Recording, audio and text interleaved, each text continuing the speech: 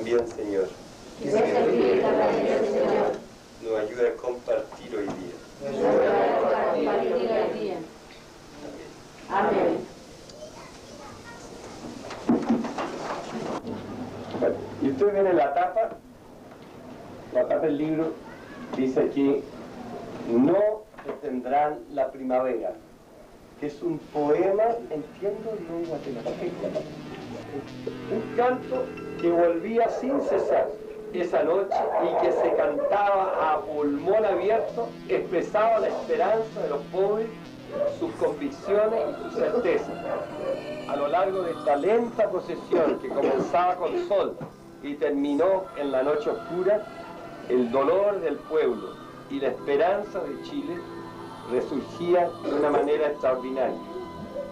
En las intenciones de la oración o en la cesantía, el hambre, el estado de guerra, la prisión, la tortura o los demás gritos, y por la manera como se llamaba a la Virgen María como madre y mujer de los pobres, y por la confianza y la ternura de Dios en la cercanía de Navidad. Era una oración de hombres que se saben llamados a la liberación que Dios nos trae. ¿Qué pasaría si en las, no sé cuántos plazos, pero las cenas de los miércoles nos dedicáramos a hablar sobre Jesús? Jesús y el poder, Jesús y, en fin, Jesús y la mujer, Jesús y el amor, Jesús y la libertad. Hay muchos aspectos de la vida de él que sería rico poderlo ir madurando juntos. De cuando el padre, el cura, llegaba y hacía la misa a la pista de él y los artefactos y qué sé yo. Eran los latines. Yo fui de mi niño a la iglesia, no un hermano está sufriendo, todo lo que se está hablando acá es que todos estamos enfermados. Lo que pasa es que nosotros los cristianos muchas veces nos encerramos en nuestras capillas, pero no miramos más afuera lo que está pasando afuera. Y yo creo que Cristo está pidiendo que salgamos afuera. Entonces eso también es un dolor de Cristo, porque nosotros como cristianos tendríamos que estar injertados en eso. Creo que es cierto lo que dice Ramiro. Si no es cuestión de no partir y no compartir la vida, pero es que es no dejar fuera de ese compartir a Jesucristo. Porque acuérdense que si nosotros estamos aquí, es para ser discípulos de Cristo y jugarlo en la vida como se jugó Jesús y con los sentimientos de Cristo. Pero si no sé cómo se jugó él, si no sé cuáles fueron los sentimientos de él, si no sé cuáles fueron las opciones de él, yo puedo meterle a cualquier cosa que yo haga, puedo terminar diciéndole, eso es cristiano. Cuidadito, cuidadito. ¿No? ¿Alguien más tiene alguna? Entonces es lindo que se tome ese tema así, con la de Jesús, para reforzarse más. Frente en medio de comunidad de bases, que lo hagamos cargo de una comunidad y en práctica con la ayuda de su casa, con la ayuda suya.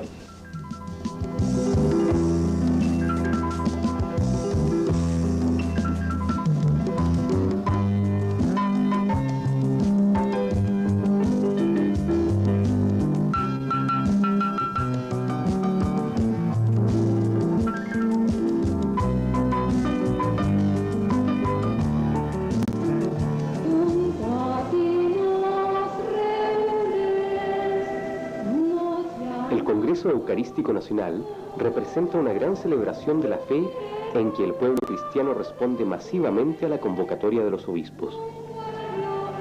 Para entender la Iglesia institucional, debemos comprender cómo la Iglesia vive una doble dimensión, irreductibles entre sí, pero que deben ser complementarias: la Iglesia comunidad y la Iglesia institución. La dimensión de la Iglesia como institución corresponde a la formalización y organización estable de relaciones de normas, de valores y de doctrinas en la vida de la comunidad. La institucionalización es requisito del ser histórico de la Iglesia, es dar estabilidad y continuidad reglamentada a las relaciones sociales interna y externamente. Es también tomar decisiones y autorizar los ritos y las celebraciones.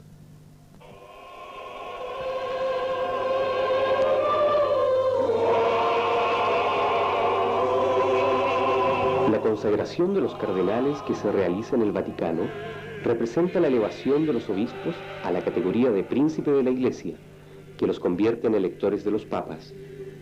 Como institución, la Iglesia debe afrontar las mismas exigencias y riesgos de otras instituciones humanas. Así, el riesgo de referirse a sí misma y el riesgo de autoafirmarse y transformarse en un sistema de poder. De allí proviene la tensión permanente en que viven la Iglesia de comunidades respecto a la Iglesia jerárquica.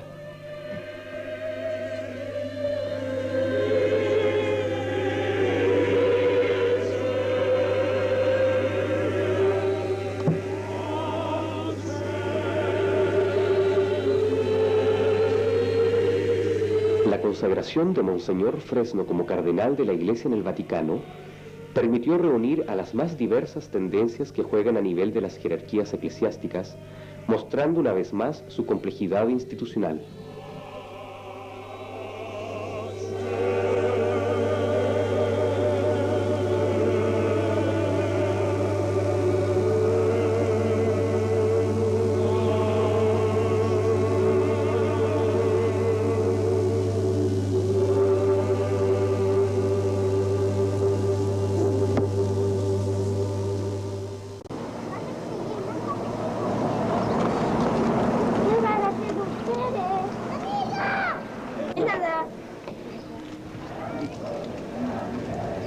Quiero decir que el próximo domingo es el domingo de Pentecostés. Vamos a recordar ese gran momento en que los apóstoles fueron transformados con fuerza de lo alto, con una luz, con una fuerza. Esperamos que todos nosotros aquí también el próximo domingo recibamos esa luz y esa fuerza del Espíritu Santo en nuestra vida. Que sea muy feliz en esta semana. Gracias, mi amor. Señora Carmencita, buenas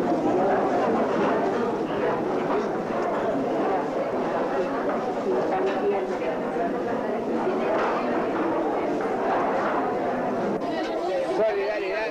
Hoy que la última noticia. Entonces corren paralelas estas dos líneas hasta llegar a la preparación de Puebla en el año 1977, en que oficialmente desde el CELAM se introduce unos documentos de trabajo y un estilo y una orientación de querer de alguna manera cambiar la orientación de Medellín.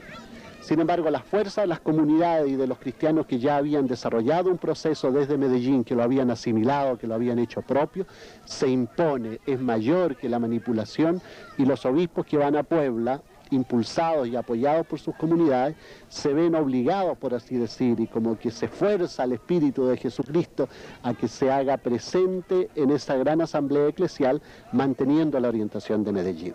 Yo diría entonces, Medellín y Puebla, colocados así en perspectiva, son dos momentos en dos décadas distintas, la década del 60 y del 70, al final de 70 en Puebla.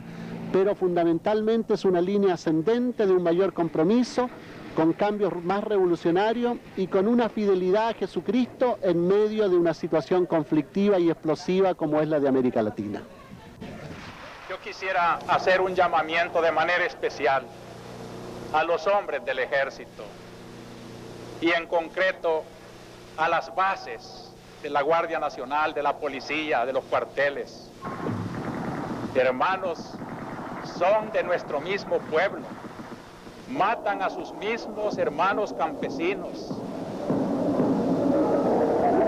Y ante una orden de matar que dé un hombre, debe de prevalecer la ley de Dios que dice no matar.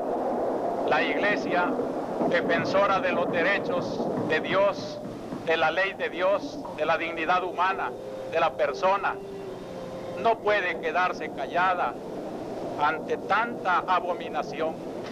En nombre de Dios, pues, y en nombre de este sufrido pueblo, cuyos lamentos suben hasta el cielo cada día más tumultuosos, les suplico, les ruego, les ordeno, en nombre de Dios, cese la represión.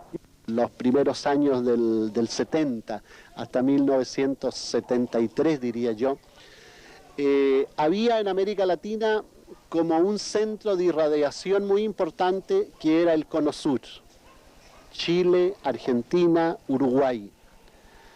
En menor grado había otro centro importante que era Brasil, en menor grado, y también Perú. América Central casi no tenía mucha relevancia en esa época. A partir de la revolución y de la victoria del movimiento sandinista en Nicaragua, también debido a la fuerza del movimiento revolucionario en Salvador y a la fuerza latente pero permanente en Guatemala, se va creando al interior de ese movimiento popular una presencia cristiana muy importante. Hoy día el polo más importante, más creativo, incluso que ha sido premiado con la gracia del martirio, me parece a mí, es la iglesia que crece a partir de la experiencia de fe en los sectores populares, campesinos e indígenas de América Central. Esto me reconforta. Te amo y te entrego lo que soy y lo que somos, sin medida, porque eres mi Padre. Ninguna muerte es inútil si su vida ha estado cargado de significado y eso. Y eso creo es valioso aquí con nosotros. Chao, Señor, quizás hasta tu cielo, esta tierra nueva que está naciendo. Néstor Paz. Donde los valores dicen que es malo ser pobre, es malo ser enfermo, es malo ser mujer, entonces todo este grupo está excluido. Es un sistema acá, una estructura acá, dominante, excluyente. Las comunidades cristianas son y han sido un lugar privilegiado de formación, ¿no? Y de formación en muchos niveles, en muchos aspectos, digamos. Es decir, no se trata solamente de formación religiosa como más clásica, eso también hay, pero también de formación humana, de formación en el sentido de formación política, formación cultural, etc. La formación juega un papel bien importante en las comunidades, ¿no? O sea, la comunidad no es un grupo de amigos, la comunidad no es un grupo de vecinos que se juntan a hablar de cualquier cosa, sino que la comunidad es un compartir la fe y compartir la vida. Ahora, yo diría, esa formación que se va dando tiene además tanta importancia porque si nosotros queremos realmente que las comunidades sean un actor, ¿no? Que sean sujetos activos, digamos, que sean personajes activos en la iglesia, ellas tienen que ser capaces de decir su propia palabra. La comunidad cristiana es justamente la superación de la atomización, de la disgregación del pobre. El pobre siempre estuvo presente en la iglesia, pero tradicionalmente fue una presencia muy atomizada, una presencia casi como clientela religiosa, y era un pobre que iba a oír, iba a ser enseñado, iba a recibir sacramentos, etc. Pero en las comunidades cristianas se da este actor colectivo que significa la irrupción de los pobres dentro de la iglesia, es decir, la irrupción de los pobres como un actor, como un sujeto que tiene una palabra, que tiene una fisonomía, que tiene iniciativa, etc. Y yo diría, bueno, las comunidades cristianas, a través de las comunidades cristianas, me parece que es el canal más fundamental de cómo los pobres realmente están evangelizando a la iglesia y están transformando, convirtiendo a la iglesia, es decir, cómo los pobres en ella hacen oír esa palabra suya. Gente que ha hecho la experiencia de comunidades cristianas, ¿no? Esa experiencia ha significado un lugar de encuentro, de personalización, de transformación personal, no privada, digamos, no con una formación exquisita, sino que en el compartir, en el discutir, en el hacerse oír, etc., han significado la experiencia también de comunidades cristianas, la experiencia de ser capaces de ejercer solidaridad, de jugarse en iniciativas de derechos humanos, y ha significado, por último, en este mundo popular, espacios reales en nuestra realidad, espacios reales de libertad.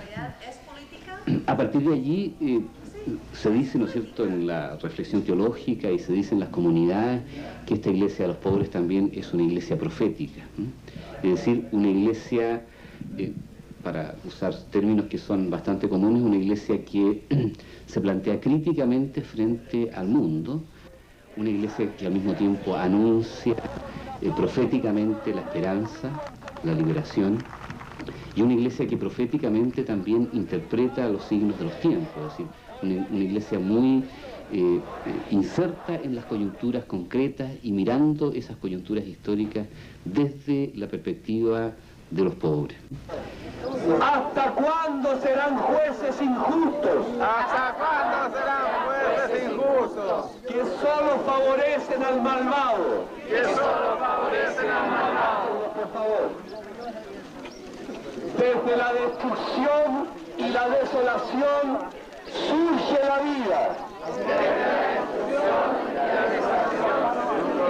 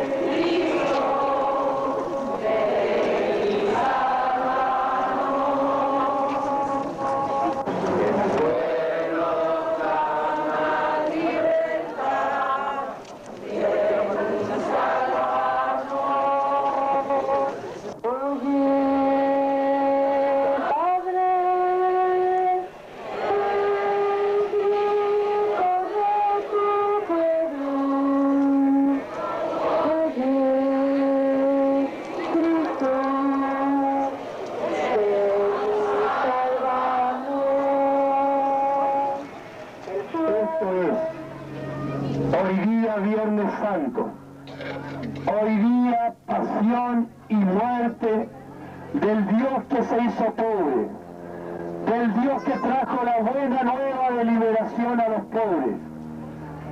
Hoy día Viernes Santo, día de la pasión y de la muerte de Jesús, el Hijo de Dios, el que dio la vida por el pueblo. Es este el mensaje en esta segunda de los traidores y soplones, de los perseguidores del pueblo oprimido, de la mentira que impregna los medios de comunicación. Son Hernán Barrales, Andrés Fuentes, Miguel Zavala y Samuel Ponce.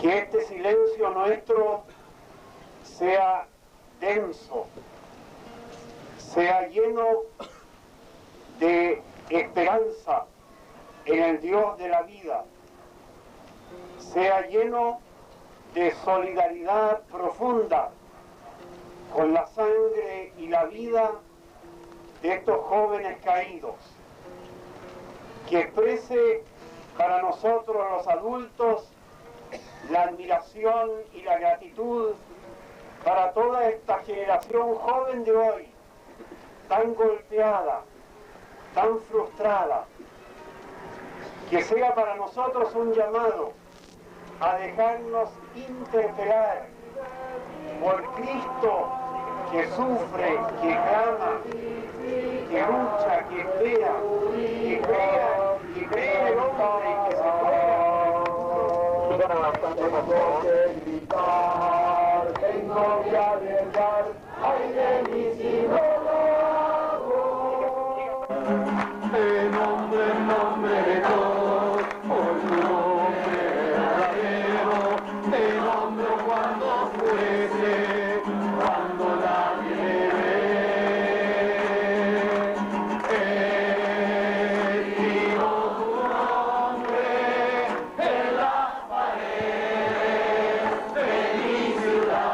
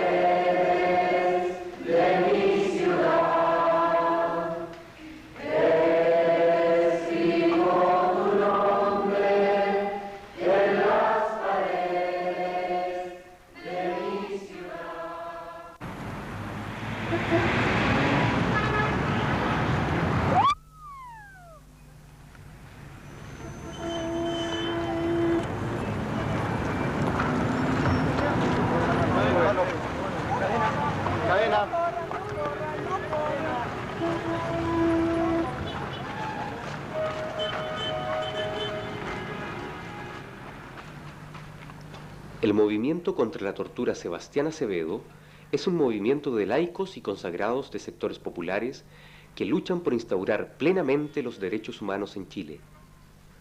Una de sus expresiones más importantes lo constituyen los actos relámpagos de denuncia pública. Frente al Ministerio de Defensa, protestan con sus caras tiznadas por la utilización de personal militar en la represión de la sociedad chilena.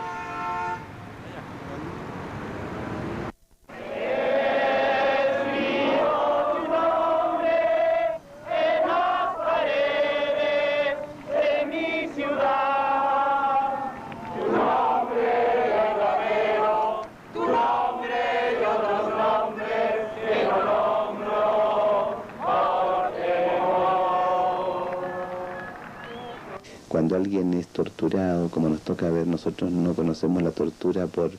Los efectos de la tortura no la conocemos por datos o por documentos, sino que nosotros vemos el torturado, vemos el que fue llevado, suponte tú, a una comisaría donde se ha sido torturado en un aparato que sabemos que allí está, porque la gente da testimonio de ese tormento.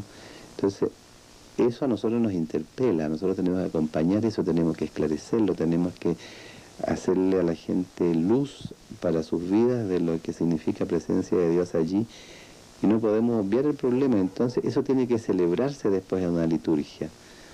Como nosotros vamos a llegar el día domingo a la misa y vamos a hacer caso omiso de aquello que está viviendo el pueblo, cuando nuestras poblaciones han sido allanadas, ¿no? Como el año pasado, que fue todo un sector acordonado, nadie podía salir de sus casas, o como cuando vino la comisaría 26 buscando un robo y allanando las casas, disparando, entró a las casas de la gente, rompiendo cuanto había dentro.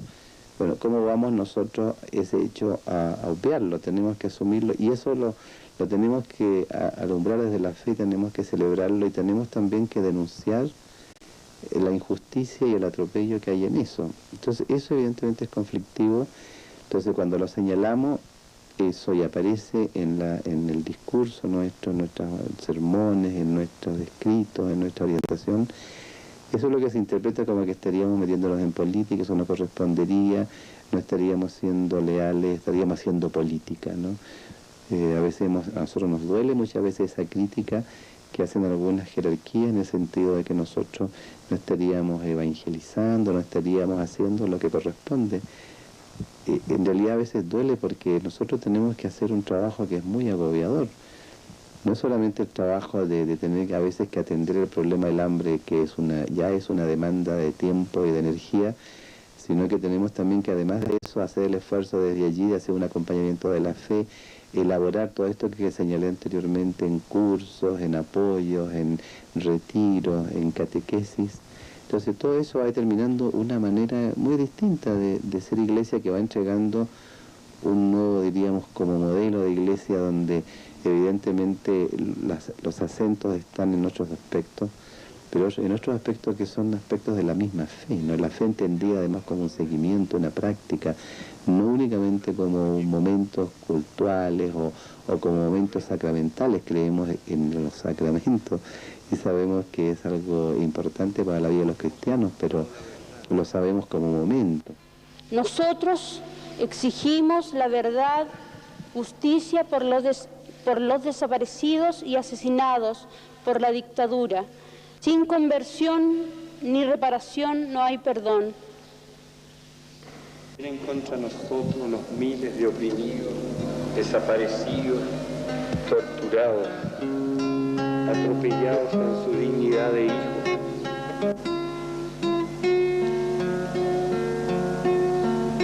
Invito a los que quieran poner un gesto de reconciliación allí donde el Señor nos está pidiendo conversión. Yo, por ejemplo, veo que en nuestra parroquia ha habido reconciliación, porque cuando tiempo atrás tuvimos que dar un paso, lo dimos. Y gente de diferentes pensamientos, dimos el paso que teníamos que dar. Entonces yo pienso, ¿cómo es posible que vengan a hacer experimentos con nosotros, a cambiarlos, por ejemplo, sacerdotes, por ejemplo, que no tenían nada que ver con los trabajadores, nada con los obreros. ¿Ah? Gente que estaría bien para predicar en Las Condes, en Pocuro, pero no en poblaciones populares como las nuestras.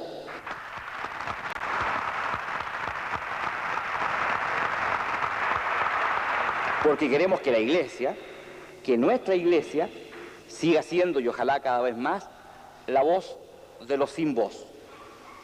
Para nosotros, para los cristianos, reconciliación, sin embargo, es una cosa bien distinta de esa. Tiene raíces mucho más profundas y comprometedoras.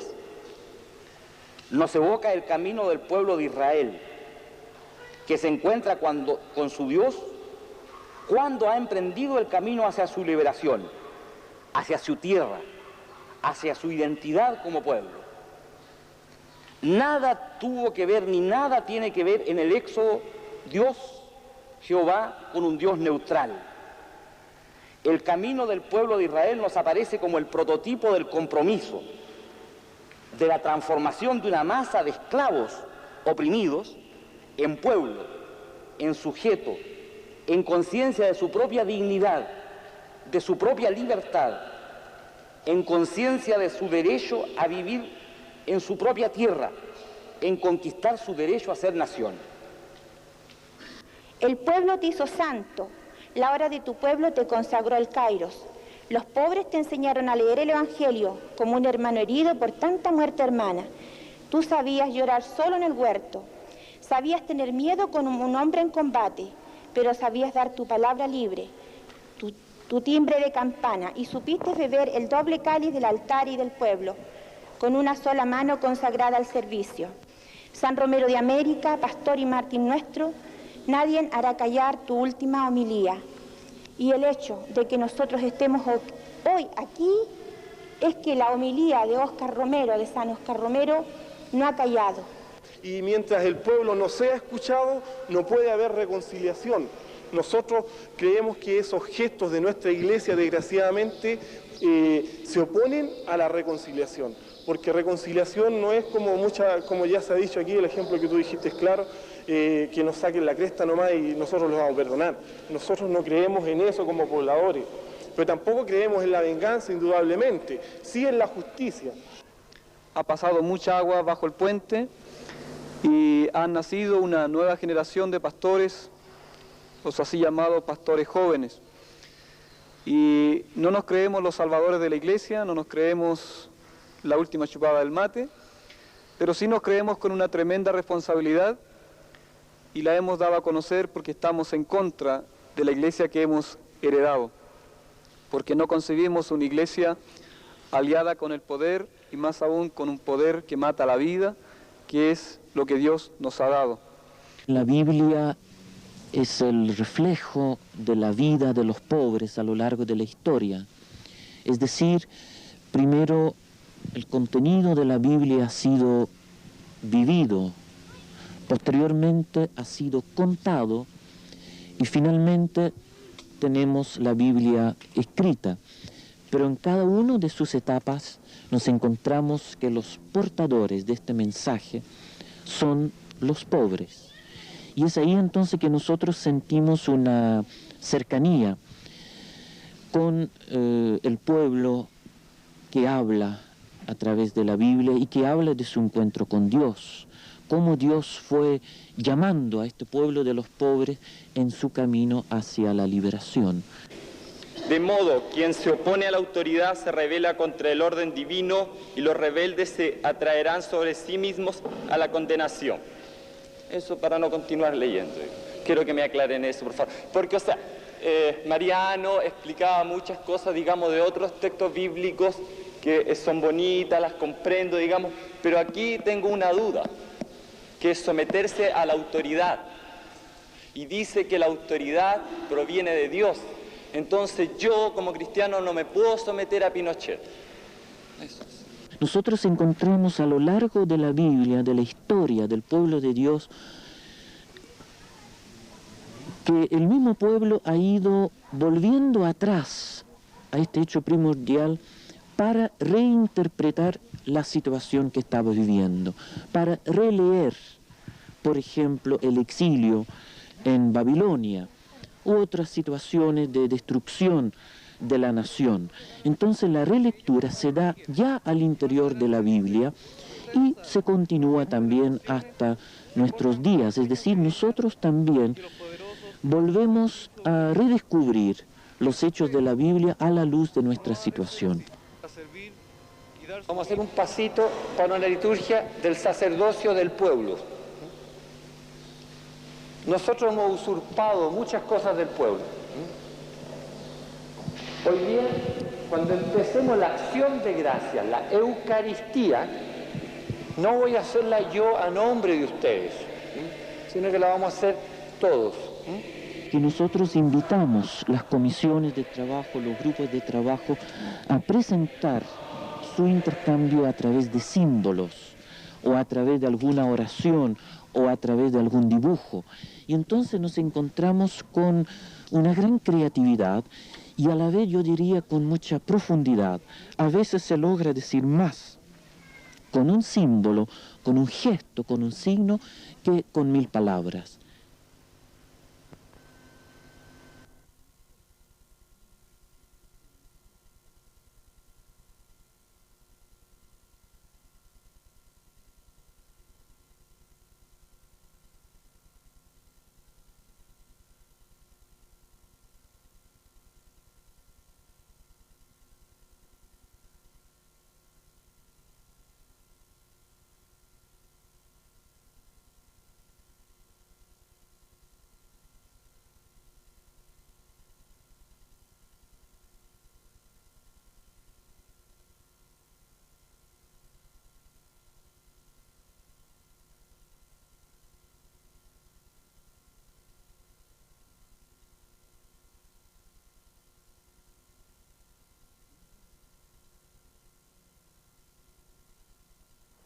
Bueno,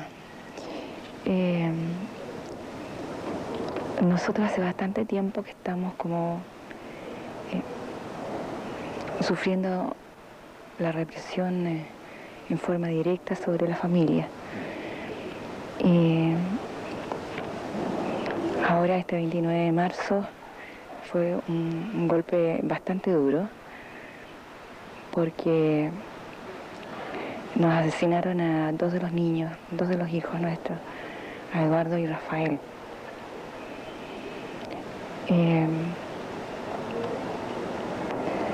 Realmente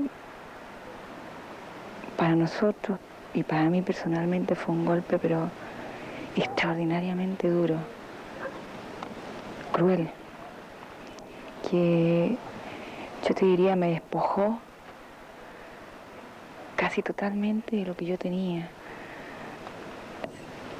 incluso de mis creencias, incluso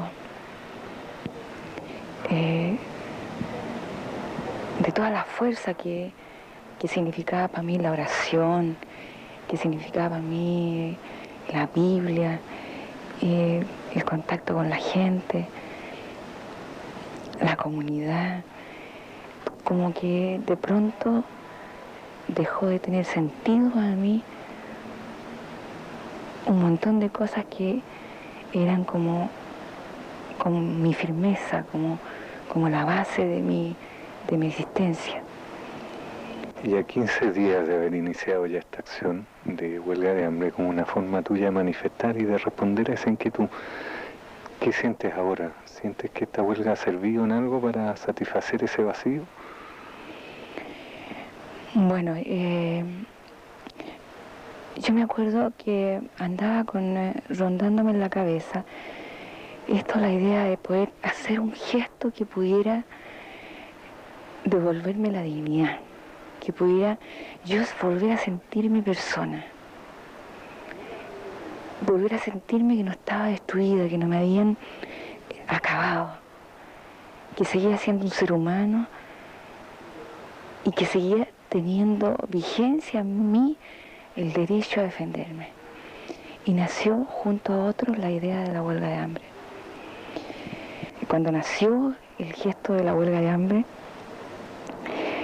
con el resto de las víctimas de la represión de este año, se planteó también como una situación indefinida, como algo que pudiera lograr remecer las conciencias de la gente creyente, del pueblo creyente y no creyente.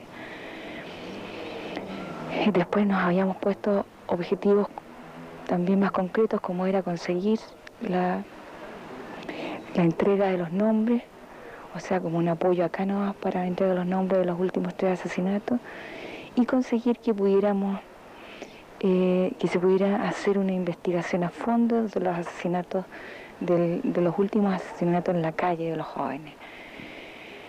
Bueno, esto me ha servido a mí, personalmente, para equilibrarme. Yo creo que he logrado volver a recuperar el sentido de muchas cosas. Entre esas, volver como a tener la fe y la confianza de que el sufrimiento de la gente tiene un significado, no es en vano. Y volver a recuperar mi fe en este Señor de la vida que nos ha ido quitando, que nos ha ido probando como de a poco, si en realidad tenemos fe o no, y que ha sido muy duro, tremendamente duro. Tremendamente duro, yo te digo.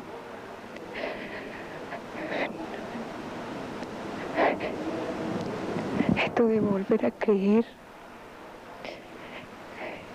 que Él es el que nos ha pedido a nuestros hijos, el que nos ha pedido, nos ha probado. Y creo que he vuelto a creer que realmente Él es lo que vale la pena, que no hay otra cosa. Mis objetivos no son políticos. Esto que significa tanto para mí, es que es toda mi vida, que sin ello no sé para qué podría vivir. No soy una mujer muy inteligente, no tengo una gran capacidad de análisis político, pero sí tengo una gran confianza en que el Señor existe, está presente en todas las cosas y está en este momento, y que todo este sufrimiento tiene un significado. En primer lugar, antes de hablar de politización, porque la palabra puede ser ambigua a veces, yo creo que habría que tomar conciencia de la dimensión política que significa esta iglesia de los pobres y que tienen estas comunidades cristianas. Es decir, previo a que haya un proceso así de toma de conciencia política, estas comunidades ya empiezan a tener un papel político. Y ese papel político, esa dimensión política, está vinculada justamente a cosas que yo he señalado, es decir, a la solidaridad, o sea, a ser capaces en este mundo, en esta realidad concreta latinoamericana, chilena, de ejercer la solidaridad y no la fragmentación, no el individualismo, no el oportunismo, etc. Ser capaz de dar impulso a iniciativas comunes. En segundo lugar, los derechos humanos. Es decir, los derechos humanos no son solamente un problema jurídico, sino que es un problema que tiene una dimensión, un aspecto político.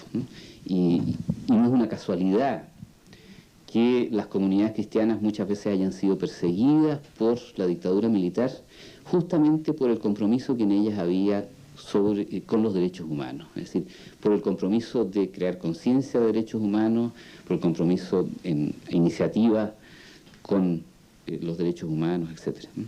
En tercer lugar, la dimensión política que tiene la liberación, es decir, estar por la liberación. La liberación no es un proceso, una realidad puramente interior, sino que la iglesia, y no solamente esta iglesia de los pobres, sino que La Iglesia Universal habla en sus documentos siempre de liberación integral. Ahora, sobre esa base, o sea, sobre la base de que esta Iglesia de los pobres y estas comunidades tienen un significado político, se realizan lo que uno podría llamar procesos de politización. Y los procesos de politización es el proceso por el cual la gente de una comunidad, algunos, a veces una comunidad entera, van tomando conciencia de esta dimensión política que tienen los problemas, ¿no? Y van tomando también opciones políticas, van asumiendo compromisos políticos más explícitos, ¿no? Y entonces participan no solamente en acciones de la comunidad, sino que en acciones más amplias de toda la población, en protestas, etc.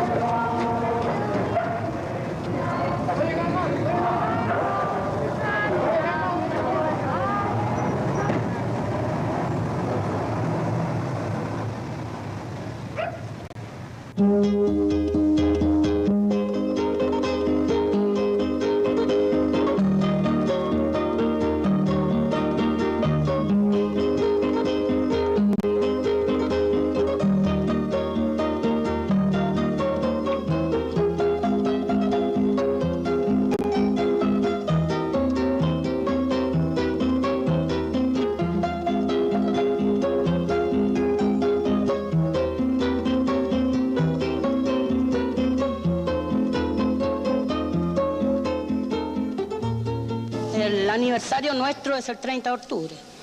Todos los años lo celebramos, se hacen competencias en los niños, en cultura, en todo eso, que este año tuvimos muchos murales, muy lindos, pero ¿qué pasó?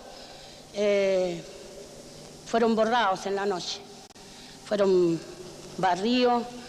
Bueno, ahora los lavaron, ¿ah? Los lavaron y algo quedó ahí de ahí se ha puesto encima, por ejemplo, la cultura del pueblo no se borra, porque está en la vivencia. No hay plata. Se muere un vecino y pasan por la casa de uno y dice, bueno, andábamos haciendo una colecta para el vecino que se murió. Duele el alma algunas veces dar 10 pesos. O a decirle, no tengo plata. Entonces, a las necesidades de los pobladores nosotros dijimos, bueno, algo hay que hacer para solucionar este problema. Estamos haciendo una cuota mortuoria. Cosas que necesitan los pobladores en reconciliación y a la vez les va a servir para adelante, porque se necesita una cuota mortuoria para tal día se murió un fulano ya. A defender los derechos humanos, ayúdanos María, a defender los derechos de los pueblos, a luchar por el derecho a nacer y vivir en igualdad de condiciones. La contaminación de la María que nosotros compartimos nuestra fe, que creo que además es la María verdadera, es la María pobladora, la María exiliada, la María torturada, la María que acompañó a Jesús, que luchó con él hasta las últimas consecuencias. Y esa María me da ánimo, me da fuerza, me da abono para seguir luchando. Y como desde ella, desde su inmensidad, de su oración contemplativa a partir de la realidad, yo voy haciendo también oración contemplativa a partir del problema de la organización, del problema político, del problema en la comunidad. Y ella me va ayudando, como madre, a llenarme de fuerza para que en los momentos de depresión, de cuando veo que toda la cuestión está oscura, María me dice, párale, chavo, o sea, tírale para arriba, si aquí estamos todos juntos. Y yo soy parte de tu causa, y yo estoy con tu causa, con la causa de ustedes, los pobres.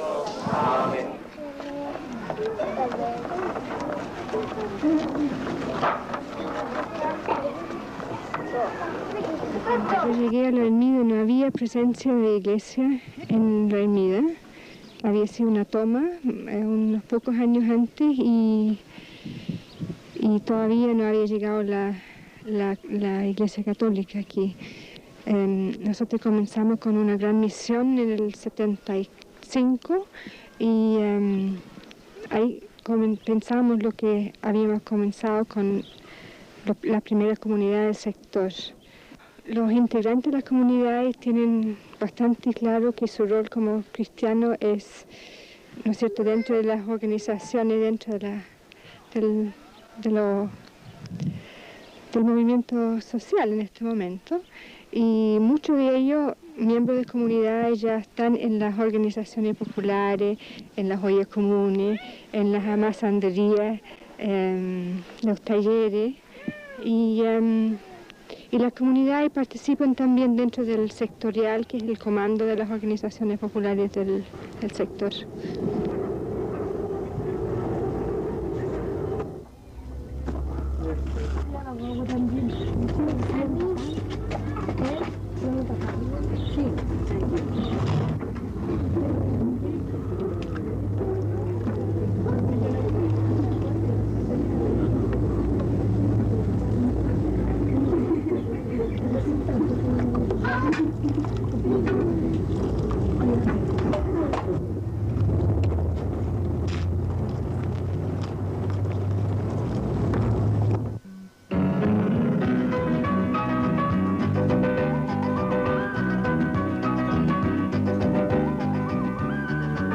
¿Tú sientes que hay algún aporte que la organización popular le haya dado a la comunidad? Bueno, ciertamente yo creo que las organizaciones populares han aportado en cuanto a conciencia social, en cuanto a despertar más conciencia en los miembros de las comunidades. Creo que las comunidades tienden a ser más organizadas que las organizaciones populares en sí y más como responsable en el cumplimiento de las decisiones. Entonces yo creo que hay un trabajo en común que se puede hacer que beneficia a los dos grupos. ¿Qué actividades ustedes desarrollan alrededor de la parroquia? Varias actividades. Por ejemplo, somos matrimonios guía de catequesis. Tenemos un centro de madre de acción social. Pertenecemos a un grupo de mujeres, Comupo, MOAC, un movimiento cristiano, movimiento obrero cristiano, donde tenemos bastante actividad. Sí, amén de lo que dice mi esposa, nosotros también participamos en derechos humanos. En conjunto, digamos, de esta participación dentro de la iglesia también tenemos actividades que de alguna manera, digamos, van en beneficio de la comunidad, como es la participación que tengo dentro del colegio de mi hija menor, donde hago, digamos, cumplo labores de tesorero, digamos, de curso y tesorero del Centro General de Padres. Estamos más los pobres, ha llegado a la parroquia que la gente espiritual, como se puede decir. Jesús, ha habido esta irrupción que ella dice de los pobres dentro de la iglesia. ¿Cuáles son los factores que la iglesia le ha dado para que ellos entren tan fácilmente? Yo creo que es evidente cuando se han dado cuenta algunos de que los derechos de ellos, los intereses de ellos se han defendido, han visto que tenían que estar ahí. Y cuando han ido comprendiendo muchos cada vez más, no son todos, no, si hay problemas dentro de la iglesia en ese sentido, pero cuando han ido comprendiendo cada vez más que la fe de Jesucristo les lleva precisamente a defender los derechos, sobre todo de los más pobres, para darle la dignidad que Dios quiere para ellos, esto les ha hecho sentirse bien, se han sentido como en su casa. Y en ese sentido las ollas comunes que funcionan, muchas de ellas formadas por las mamás de Patos Malos, se han sentido como dignificadas. Ha habido gente que se ha ido, evidente, pero yo creo que cada vez más hay una aceptación dentro de la iglesia, incluso de grupos muy espirituales que hay, a otros que lo son menos. En una vigilia que tuvimos el día Jueves Santo fue muy bonito porque cada grupo iba expresando un poco sus inquietudes, sus intereses, el equipo en derechos humanos, salud, talleres, y después el grupo de renovación carismática fue como recogiendo todo lo que habían dicho y apreciándolo y estimándolo y orando por ellos en una forma que se veía que había aceptación. Yo creo que hay rechazos aún, pero hay una aceptación bastante global. ¿Qué desean ustedes denunciar dentro, tú me decías, dentro de la cosa de la obra de teatro que ustedes están haciendo? ¿Qué desean denunciar ustedes? O sea, algo bien cortito. Y creo que va a ir una pareja caminando, va a haber un apagón, van a aparecer el CNI, se van a llevar al joven que acompaña a la pareja, o sea, al hombre. Y bueno, la niña va a decirle que no se lo lleven, ellos le van a tratar mal, le van a pegar y le van a decir que eso quiere irse ella también. Si no se queda callada, también se la llevan. La cosa es que se llevan al joven, también va a salir algunos discursos del presidente, de Pinocho. Y entre esas cosas van a ir pasando varias cosas bastante interesantes que van a denunciar la realidad actual. Y así se piensan hacer muchas más. También se hace un teatro imaginario dentro del público. Fíjate que hay una hoja ahí arriba. Creo que la fe aquí no es la que está en tela de juicio. Lo que está verdaderamente en tela de juicio es el sistema imperante en nuestro país. Si la situación guardara cierta relación con lo que debe ser un país que le dé las oportunidades que le corresponde a su pueblo, no tendríamos problemas de salud, de trabajo, de opinión. Así que nuestra fe no es la que está cuestionada, es el sistema. No se trata que los cristianos como comunidad vayan resolviendo esos problemas. Ellos tienen que hacerlo en cuanto poblador, junto con otros, creando organizaciones si esas no existen, para desde allí enfrentar los distintos problemas que se van presentando, ¿no? Y eso supone una mentalidad bastante diferente del cristiano, ¿no? Que estaba acostumbrado más bien de trabajar la comunidad hacia adentro, y si descubría problemas, a lo más desde la comunidad creaba organismos para resolver los problemas. Pero difícilmente daba el paso para ir a insertarse en las organizaciones poblacionales que existían. Más bien sentía una fuerte tentación de crear organismos paralelos para que entre cristianos, donde todo el mundo se iba a entender, ¿no es cierto?, iban a tratar de resolver los problemas.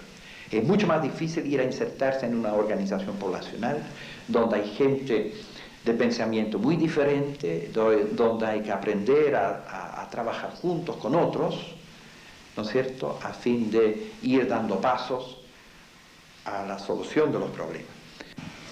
Claro, el problema de la violencia se expresa, se podría decir fundamentalmente, ¿no?, con motivo de los días de protesta. Hay bastante participación.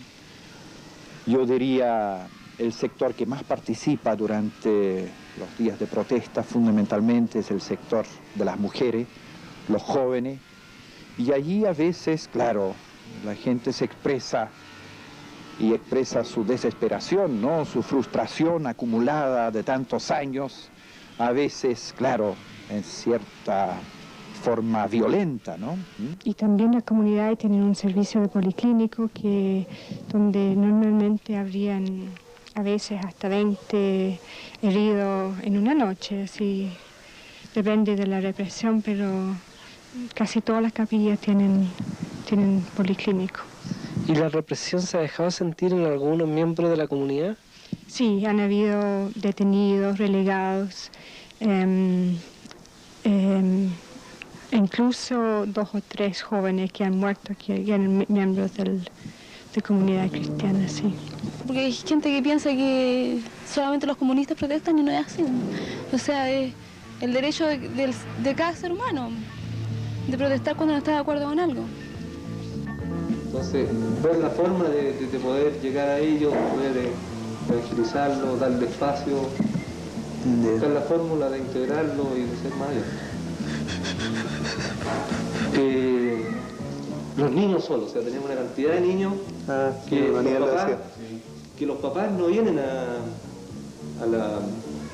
inscribirlos para la catequesis o para la confirmación o incluso ni siquiera se han bautizado y están siempre revoloteando alrededor de la capilla o en la población misma. Niños realmente solos. La coordinadora, como su nombre lo dice, es coordinar de alguna forma las inquietudes de las diversas comunidades que hay en los diversos sectores populares, tanto de las diferentes zonas de Santiago, zona oriente, zona oeste, zona norte, zona sur, y ahora recientemente se integró una persona de la zona centro.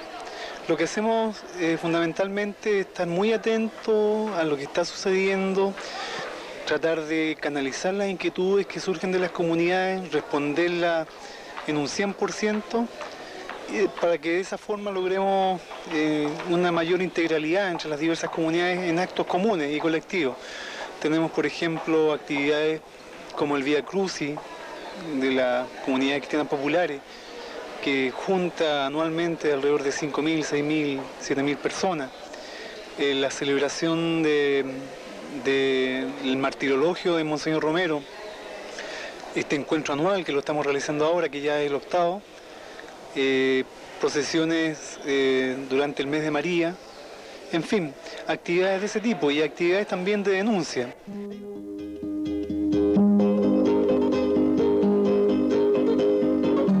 Hay una cierta especificidad que tienen las comunidades en sectores populares, que es lo popular. Cuando nosotros decimos popular no queremos hacer algo paralelo, ni queremos decir que somos en Cachay, que somos de Escuela, no, nada de eso. Simplemente queremos marcar una especificidad, queremos marcar una realidad que es real, que existe, y a la cual no tenemos por qué cerrar el ojo, una realidad conflictiva, como te explicaba antes, y con lo popular también queremos decir que hay una opción concreta, hay una opción que es real y una opción que es por los pobres. Significado de esta estrella es de la comunidad de base. Comunidad de base Enrique Alvear. Ahí van a encontrar el verdadero camino de libertad, digámoslo, ser personas libres y poder realizar manejarnos como personas.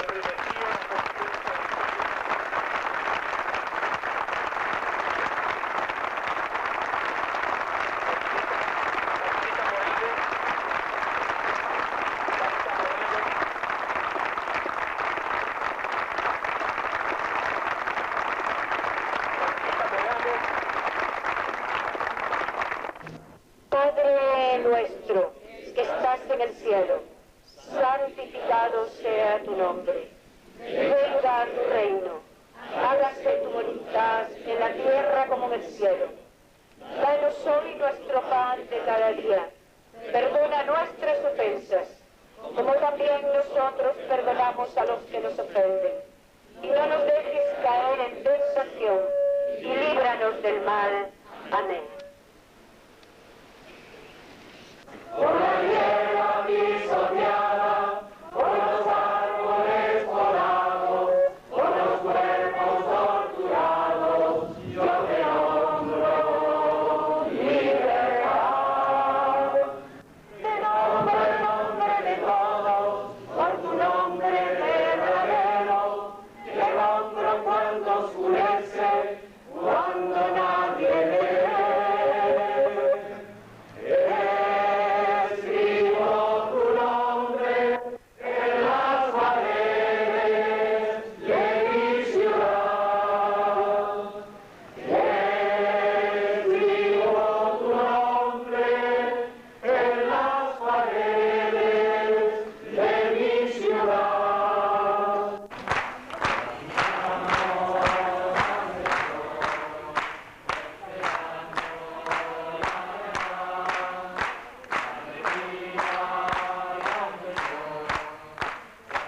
Durante el tiempo que la estudiante Marcela Pradenas Toro permaneció secuestrado, los autores le preguntaron sobre sus actividades en la iglesia de Puente Alto, donde ella colabora en la vicaría de la pastoral juvenil.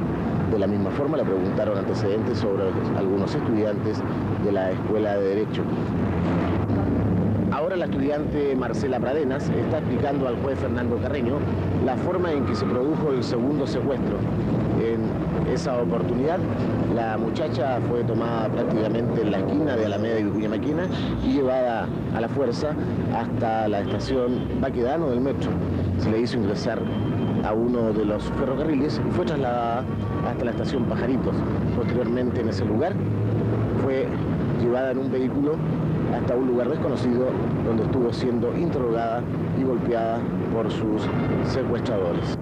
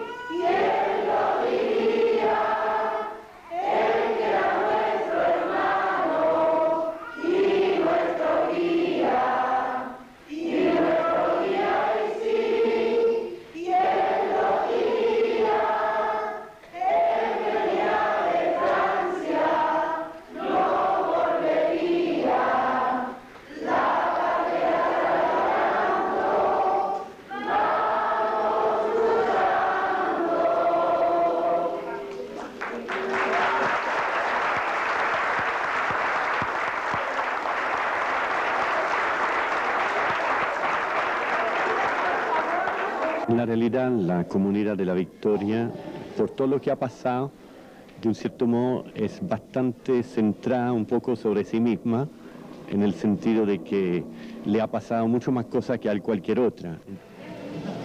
¿Qué ha significado para la comunidad de la Victoria la muerte de Andrés Yarlán? Yo creo que fuera del inmenso dolor que esto ha significado, un gran símbolo de unión, no solamente un símbolo, sino una realidad. El eslogan que está marcado en la cruz, su sangre nos une, no es una pura palabra, es de hecho una realidad. Vamos pasando frente al lugar del martirio del padre Andrés. Aquí están aún las huellas de las 2 balas que atravesaron su cabeza.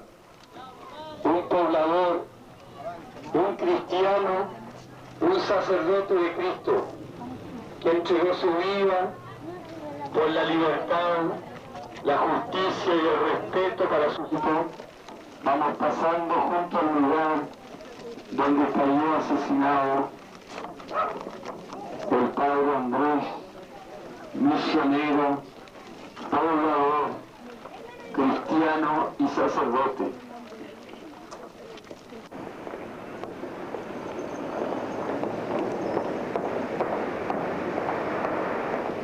La Iglesia institucional ha debido afrontar igualmente la agresión insolente de los sectores de católicos más reaccionarios que no aceptan ver a la jerarquía comprometida en la defensa de los derechos humanos.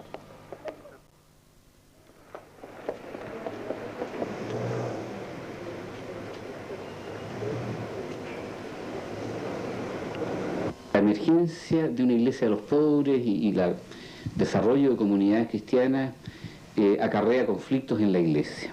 Ahora, yo pienso que es importante puntualizar allí que el conflicto no es entre jerarquía y base, entre jerarquía y comunidad, sino que lo que ocurre hoy día en la iglesia es que es una iglesia tremendamente compleja y existen en ella corrientes muy distintas, tendencias muy distintas. Y esta iglesia liberadora, esta iglesia de los pobres, se enfrenta entonces a la enemistad, a la agresión de ciertas tendencias de iglesia que son muy conservadoras.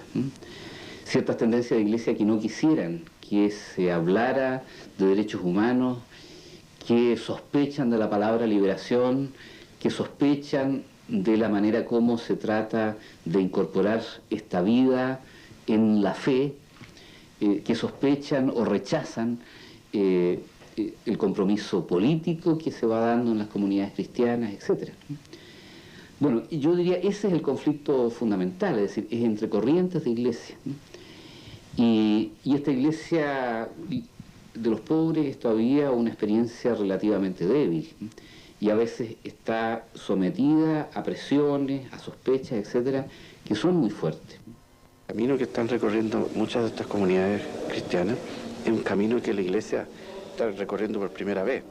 Entonces, es un camino que no lo sabemos totalmente recorrer, pero que es un camino realmente importante, interesante y lleno de esperanza. Entonces, la actitud de sospecha me parece que crea una actitud también como de no de un diálogo franco. A mí me parece que habría que asumir una actitud mucho más de comprensión, de estímulo y de ahí detectar qué cosas hay que corregir, qué cosas hay que mejorar y qué cosas hay que fortalecer más. La opción preferencial por los pobres la entendemos una opción no solamente de asistencial, sino que es una opción por la causa del pobre, por el problema que el pobre tiene como pueblo, como proyecto, ¿no? Y aquí tocaríamos el problema de la cultura, o sea, es un problema en el fondo de manera de ser, de sentir, de pensar y de actuar que está condicionado por su condición de pobreza. Pero nosotros también sabemos desde la fe que esa pobreza Dios no la quiere, que el hombre tiene que liberarse de ella, y entonces sabemos que toda empresa que vaya en liberación de pobreza es liberación de Dios, es Dios que está en esa fuerza de liberación, porque Dios no quiere la pobreza, porque la sabe consecuencia de un pecado que no solo es personal, sino que es social. Entonces quizás ahí está el problema y el conflicto, o sea, me da la impresión de repente que los que quieren mantener la opresión y la pobreza, porque eso les reporta dividendos a ellos, van tratando de hacer ver que la fe no tendría nada que ver con eso. Entonces tendrá una iglesia que esté al margen de esas situaciones, ¿no? Y que en último término incluso bendiga sus proyectos y su opresión. Luego en artículos en el Mercurio, donde van señalando como que nosotros quisiéramos hacer una iglesia distinta, que no es la iglesia de Jesucristo, ni es la iglesia tampoco que esté en solidaridad con los obispos. Y claro, eso es conflictivo, de repente es difícil, pero nosotros somos conscientes de que lo que estamos haciendo no es de ninguna manera una iglesia paralela, tampoco es una iglesia que no tenga nada que ver con los obispos, simplemente una práctica de iglesia distinta en la cual nosotros pretendemos que los pobres tengan el lugar que merecen dentro de la iglesia. Nuestra asamblea vuelven a juntarse los pedazos rotos de América Latina.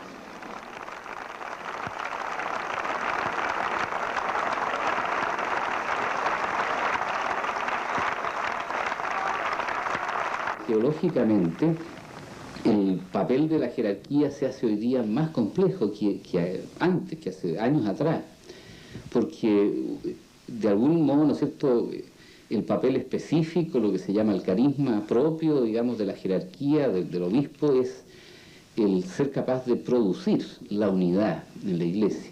Y esa unidad hoy día es compleja, es difícil, por la diversidad de tendencias, por los conflictos que existen. Y por eso esta realidad de una iglesia de los pobres, en medio de una iglesia surcada de conflictos, coloca también desafíos a la jerarquía, coloca desafíos en el sentido de que ella tiene que redefinir su papel o reencontrar su manera de producir la unidad. Y la unidad que no sea un aguachentar las cosas, sino que sea una unidad situada desde la perspectiva del Evangelio, que es la perspectiva de la opción preferencial por los pobres, ¿no?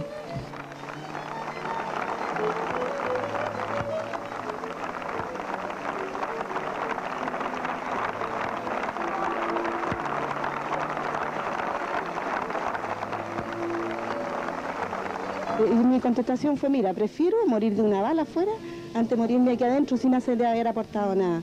Como un poco así asimilando el hecho de que Dios sufrió casi lo mismo que nosotros estamos pasando ahora, en este momento, acá en nuestro pueblo. Y nos llama a servir a nuestros hermanos y a sufrir junto con ellos los momentos en que se están viviendo.